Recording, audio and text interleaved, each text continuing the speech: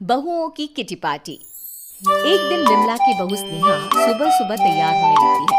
स्नेहा को तैयार होता देख विमला सोचने लगती है कि जो इंसान दोपहर 12 बजे तक सो के नहीं उठी, वो इतनी सुबह तैयार कैसे हो गई? अरे बहू, आज इतनी सुबह कैसे उठ गई? पूरा सपना देख लिया क्या?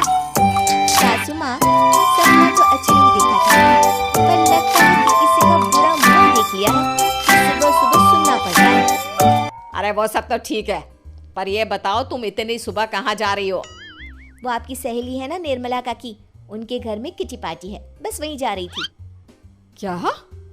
किटी पार्टी में निर्मला बहन ने मुझे तो बुलाया ही नहीं। रुक, अभी खबर लेती हूँ इसकी। अरे वाह, घुटनों के दर्द के मारे चला तो जाता नहीं, पर पार्टी में जाना है। वैसे भी आपकी जानकारी के लिए बता दूं कि ये बहुओं की किटी पार्टी है, इसमें सिर्फ बहुएं ही इनवाइटेड हैं। इतना कहते हुए स्नेहा घर से अपनी स्पेशल किटी पार्टी के लिए निकल जाती है। विमला पीछे घर में बैठी सोच में डूब जाती है कि आखिर किटी पार्टी होती क्या है जिसमें सिर्फ बहुओं को ही निमंत्रण दिया गया है। काफी सोचने के बाद भी जब विमला को कुछ समझ में नहीं आता तो वो हर रोज की तरह अपने घर काम में लग जाती है। शाम को जब स्नेहा वापस आती है तो विमला उससे पूछती है, आ गई बहू, बैठ जा, खाना लगा देती हूँ। पार्टी में काम कर करके थक गई होगी ना? सासू माँ, आप तो फिर शुरू हो गई।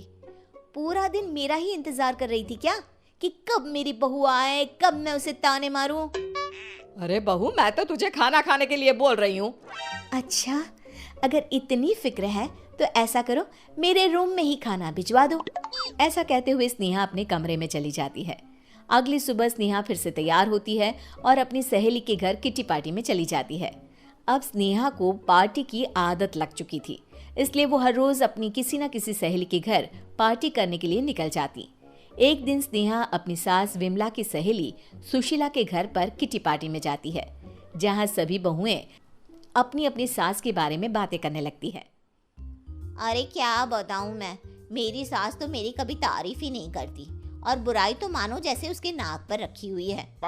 मेरा भी यही हाल है। घर का काम कर करके मेरे तो हाथ घिस गए, पर ताने मार मार के मेरी सास की जीभ नहीं घिसी। अरे मेरी सास तो सास, ससुर भी कभी कभी सास बन जाता है। उसकी ये बातें सुनकर सभी हंसने लगती हैं। तभी सुशीला की बहू रीमा बोलती है,